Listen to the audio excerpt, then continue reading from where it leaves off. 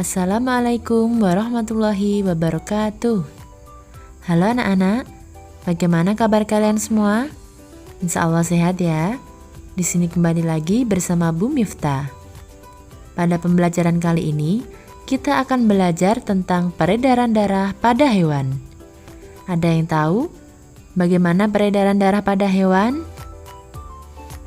Baiklah, untuk lebih jelasnya, mari kita simak video pembelajaran berikut ini.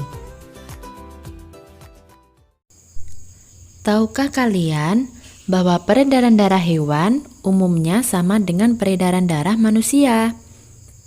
Peredaran darah hewan dibagi menjadi dua, yaitu peredaran darah terbuka dan peredaran darah tertutup.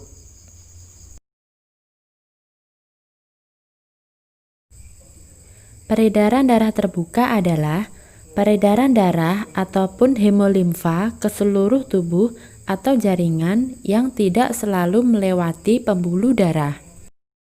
Sedangkan peredaran darah tertutup adalah peredaran darah ataupun hemolimfa ke seluruh tubuh atau jaringan yang melalui pembuluh darah. Contoh peredaran terbuka yaitu pada serangga. Alat peredaran darah serangga terdiri atas jantung dan arteri. Darah dan cairan tubuh serangga disebut dengan hemolimfa, yang artinya pada cairan darah tersebut tidak terdapat hemoglobin yang menyebabkan darah serangga tidak berwarna merah. Bila jantung pembuluh darah berdenyut, maka hemolimfa terpompa mengalir melalui arteri masuk rongga tubuh, lalu masuk ke jaringan-jaringan tubuh tanpa melalui pembuluh-pembuluh kapiler. Dari jaringan-jaringan tubuh akan kembali masuk ke jantung pembuluh melalui ostium. Sistem sirkulasi yang dimiliki belalang tidak mengangkut oksigen dan karbon dioksida karena hemolimfa belalang tidak mengandung hemoglobin tetapi mengandung hemosianin. Dengan demikian, darah dari belalang hanya mengedarkan sari makanan. Contoh sistem peredaran darah tertutup yaitu pada cacing tanah. Cacing tanah memiliki sistem peredaran darah tertutup yang sederhana. Cacing tanah memiliki hemoglobin yang terlarut dalam plasma darah dan berfungsi untuk mengangkut oksigen atau O2.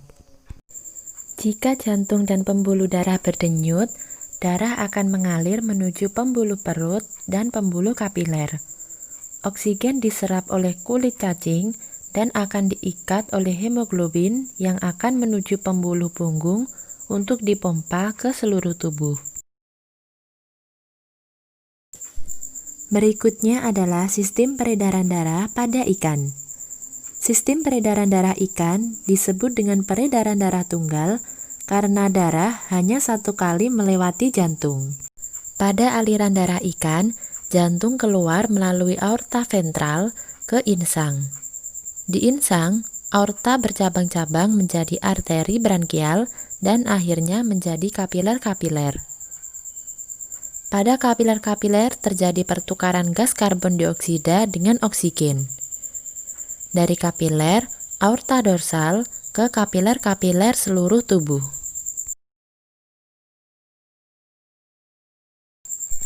Berikutnya adalah sistem peredaran darah pada katak. Sistem peredaran darah pada katak disebut peredaran darah ganda karena dalam satu kali peredarannya, darah melewati jantung 2 kali. Darah kaya akan oksigen dari paru-paru dan kulit masuk ke atrium kiri, lalu menuju ventricle.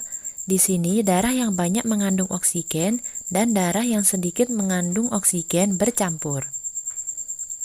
Lalu darah yang sedikit mengandung oksigen dari bagian tubuh masuk ke atrium kiri, lalu menuju ke ventricle. Berikutnya adalah sistem peredaran darah pada reptil.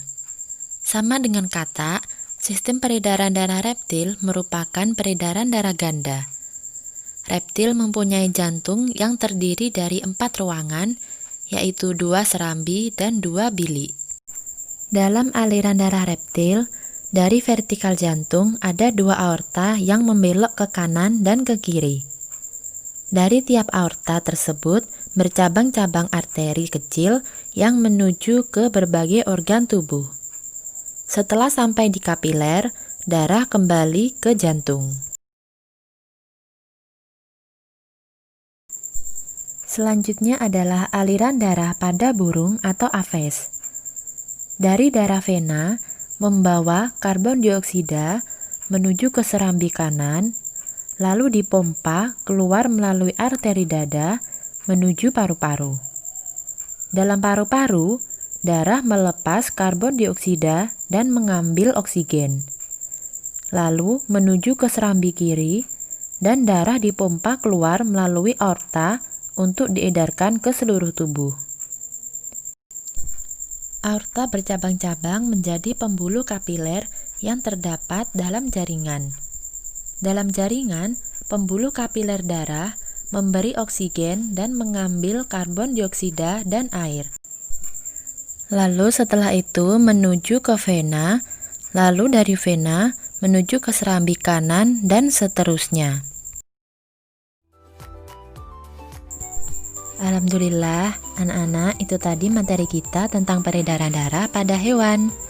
Sampai ketemu di video-video pembelajaran selanjutnya ya. Ibu akhiri, wassalamualaikum warahmatullahi wabarakatuh.